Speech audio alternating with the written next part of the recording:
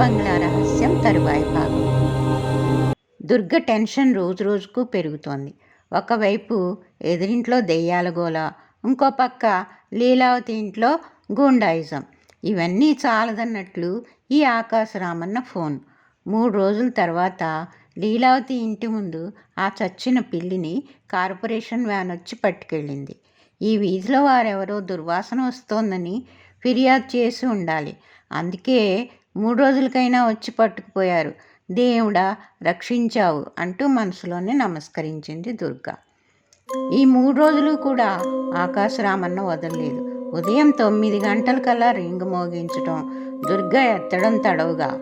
ఎదురింటి సంగతి ఎవరి దగ్గర అనుకో, తెలుసుగా అంటూ బెదిరించి పెట్టేయడం జరుగుతోంది. ఇదేం కర్మ! వారికి ఏదైనా గొడవలుంటే వారు చూసుకోవాలి, కానీ నాకు ఈ బెదిరింపులేంటి అనుకుంటూ ఒత్తిడి తట్టుకోలేక లీలావతి ఇంటికెళ్ళి స్వయంగా మాట్లాడాలని నిశ్చయం చేసుకుంది దుర్గ. వాతావరణంలో బీభత్సం తగ్గి రోడ్డు కాస్త పరిశుభ్రంగా ఉంది. ఆ సాయంత్రం దుర్గ లీలావతి ఇంటికెళ్ళింది. లీలావతి, రండి ఏంటి ఇలా వచ్చారు అంది సోఫా చూపిస్తూ. ఏం లేదు, 3 రోజులుగా మీ ఇంట్లో లైట్లు వెలగలేదు. తలుపులు కిటికీలు బాదినట్లు శబ్దాలు, లోపల నుండి భయానక అరుపులు వినిపించాయి. నేను చాలా భయపడ్డాను. మీరెలా ఉన్నారోనని ఒకసారి చూద్దామని వచ్చాను, సోఫాలో కూర్చుంటూ చెప్పింది దుర్గ. లీలావతి కూడా సోఫాలో కూర్చుంది. అదా, మీకెందుకులేండి మా ఇంటి గొడవ. లీలావతి, ఎదురుగా ఉన్నాం, ఆ మాత్రం క్షేమ సమాచారం తెలుసుకుంటే మంచిదని అడిగాను అంది దుర్గ. దుర్గ ముఖంలో భయాందోళన చూసింది లీలావతి. దుర్గా, భయపడుతున్నారా? మీకు అలవాట్లేదుగా, అందుకే అలా ఉన్నారు. మేము 40 ఏళ్ళ నుంచి ఇంట్లోనే ఉన్నాం, అంతే. అద్దె కూడా పెంచలేదు. మా ఓనర్కు కోపం, అందుకే అలా దుండగులను పంపి మమ్మల్ని బెదిరిస్తూ ఉంటాడు. మేం తలుపులకు రోళ్ళు రోకళ్ళు సోఫాలు అడ్డం పెట్టేస్తాం. ఆ దుండగులు లోపలికి రాకుండా చూసుకుంటూ ఉంటాం అంది లీలావతి. మీకు భయం వేయట్లేదా? దుర్గకు కొంత ఆశ్చర్యం, కొంత భయం. మొదట్లో అలాగే భయపడ్డాం, అప్పుడు చిన్నవాళ్ళం కూడా. ఇప్పుడు పోరాటం అలవాటైంది.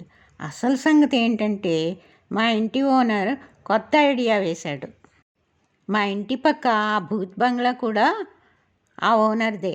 2 కలిపి కన్స్ట్రక్షన్ కంపెనీకి ఇచ్చి అపార్ట్మెంట్స్ కట్టిస్తే 4 కొడుకులకు ఒక అపార్ట్మెంట్ ఇవ్వచ్చని అతను ప్రణాళిక వేసుకున్నాడు.